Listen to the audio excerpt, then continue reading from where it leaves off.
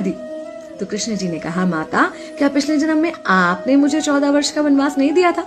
माता हैरान रह गई, बोली ये क्या कह रहे हैं आप? तब कृष्ण जी ने बताया कि पिछले जन्म में मैं राम था और आप थी माता कैकेयी, और आप ही ने मुझे 14 वर्ष का वनवास दिया था, और कर्म फल से कोई नहीं बच सकता माता, इसलिए आपको 14 साल का ये दुख सहना पड़ा। तब आश्चर्यचकित होते हुए माता ने पूछा, तो फिर यशोदा पिछले जन्म में कौन थी?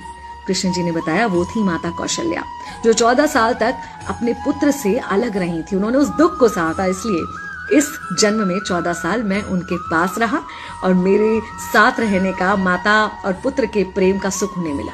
कहने का मतलब यह है कि कर्म फल से ना उस युग में कोई बचा था, ना आज कोई बचेगा। खुद भगवान भी कर्म फल से नहीं बच सकते, इसलिए अपने हर एक कर्म को बहुत सोच समझ कर कीजिए, क्योंकि जिसके भी खिलाफ आप कुछ गलत कर रहे हैं उससे आपकी शत्रुता कुछ समय या शायद एक जन्म की है, लेकिन उसके साथ कुछ गलत करके आप अपने कई जन्म बिगाड़ सकते हैं।